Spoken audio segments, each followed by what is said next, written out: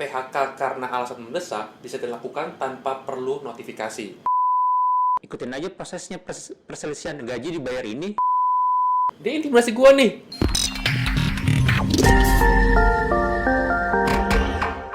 Robert, sekarang hal baru itu mengenai pelanggaran bersifat mendesak yang bisa diatur di peraturan perusahaan dan PKB kan.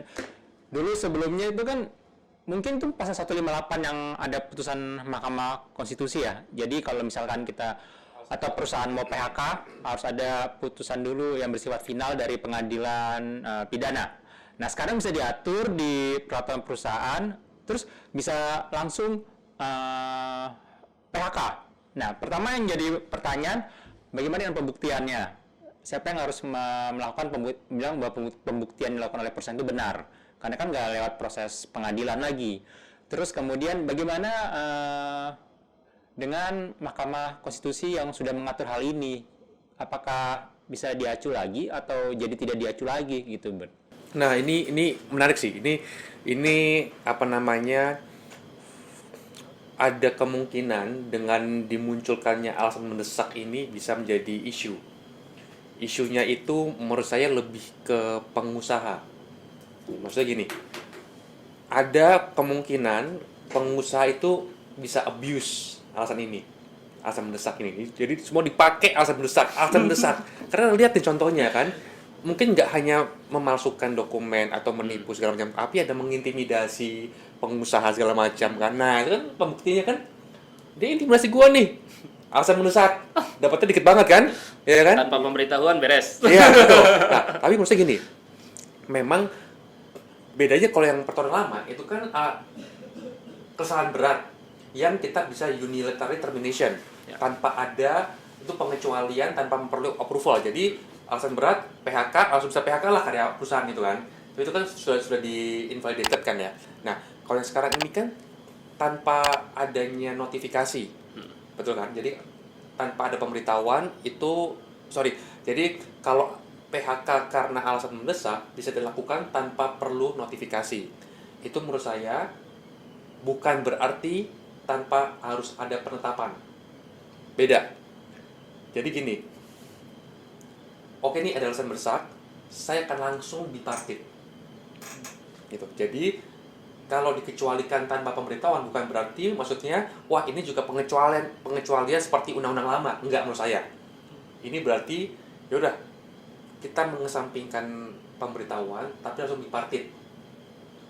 Bisa aja dia nggak sepakat ya mau nggak mau mengikuti tripartit, PHI dan Mahkamah Agung gitu. Jadi sekali lagi kalau tanpa pemberitahuan ini menurut saya bukan berarti kita tidak perlu itu bisa secara sepihak dilakukan oleh pengusaha, tetapi proses tetap berlangsung. Proses PHK tetap harus diikuti kalau tidak kesepakatan. Hanya saja step untuk pemberitahuan itu tidak diperlukan gitu. Ya saya sih make sense ya, bayangin kalau dia mengintimidasi 14 hari lama banget gitu kan. Jadi karena ini mendesak ya pasti langsung dipartit, datang ketemu mau segera.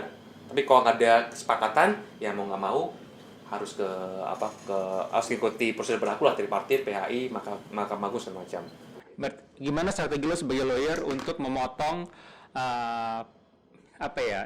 perselisihan hubungan industrial ini jadi cepat? Karena kan kalau kalian mengerti kan, wah ikutin aja prosesnya perselisihan gaji dibayar ini, ya kan?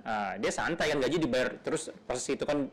Kalau misalnya sampai setahun prosesnya sampai PHI, MA gitu kan, itu kan lumayan gaji setahun terus. Nah, ada nggak sih tips dari lawyer untuk supaya ini cepat? Apakah meminta kepada putusan hakim tanggal PHK jadi ditetapkan jadi langsung cepat pembayaran pesangon sampai tanggal yang ditetapkan itu gitu?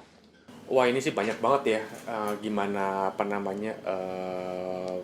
caranya ya. Ini tergantung case by case basis pastinya gitu.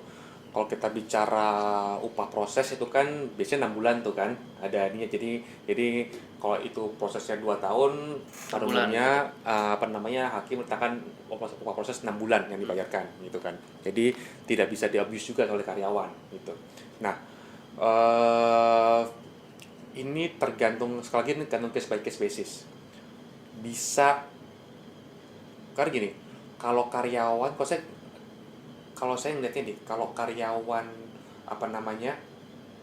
memungkinkan, jangan kita forcing, suruh kerja aja. Karena apa? Kalau ini likelihoodnya ini ke PHI segala macam, kita lihat karakteristik dari karyawannya, kalau dia forcing, enak dia.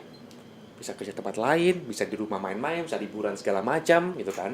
Toh nanti juga ada upah proses 6 bulan kurang lebih, plus mungkin pesangon jika ada. Saya lebih suka karyawan masuk aja. Itu 6 bulan mengacu kemana, Bert? Apa? Proses 6 bulan itu, upah selama 6 bulan mengacu kemana tuh? Mengacu Sema ya, Surat Sema gitu. edaran Nah. nomor 3 tahun 2000 Iya. berapa tuh? 2015 atau 2016? Lupa. Saya pernah dengar ada katanya lebih dari 6 bulan, cuma itu saya sih nggak pernah pengalaman dari 6 bulan, cuma pada umumnya sih 6 bulan itu yang dikasih gitu kan oleh hakim gitu. Nah, karena gini, kita ngelihat faktor psikologis orang. Bayangin ada orang, semua karyawan tahu dia di PHK, bermasalah, ke kantor kerja gitu. Nah, itu satu strategi, meskipun kita nih ya mungkin yang tadi lo di ruangan gue taruh di kubikel atau tapi pasti tempatnya proper ya, jangan lo kerja di pantry ya, enggak, ya kan. Nah, kubikel mana yang sama dengan orang karyawan lainnya gitu, biarin, itu adalah pressure ke dia. Atau dia ngerjainnya hal-hal sepele yang tadi manajemen, yang kerjanya bertanggung jawab segala macam, punya ruangan sendiri, sekarang duduk di kubikel contohnya gitu, dan mengerjakan hal-hal yang administratif gitu kan. Itu kan pressure tuh ke orang itu kan. Pengalaman saya ya, jadi akhirnya yaudah gue muncul aja deh, yuk kita PB, kita sepakat kayak gini gitu, kita nggak perlu lanjut deh gitu. Atau ditawarin sweetener gitu ya? Sweetener salah satunya ya, dan terus hati-hati juga nih kalau sweetener. Karena apa? Kita harus bisa mendokumentasikan sweetener dengan baik, karena itu bisa menciptakan presiden, ya kan? Nanti semua, oh dia dapat 2 bulan gaji nih orang gitu kan, dan gue mau juga dong, kayak gitu. Jadi itu juga harus hati-hati. Tapi saya setuju itu juga satu cara untuk bisa kita PB atau muncul lah, daripada kita lama-lama. Karena kan semakin lama ya lawyer seneng lah ya gitu kan, tapi kan itu kan nggak efektif, more costly, terus nggak efisien juga gitu menurut saya. Tapi again, ini case by case basis, bisa saja kita strict scoring karena nggak mungkin dia di kantor karena karakteristik kayak begini, bisa jadi benalu, malah bisa jadi bad influence ke kawan-kawan lainnya segala macam. Jadi gitu. Jadi again, ini case by case basis, tergantung dari karakteristik atau jenis pelanggaran yang dilakukan oleh orang tersebut gitu, Mas.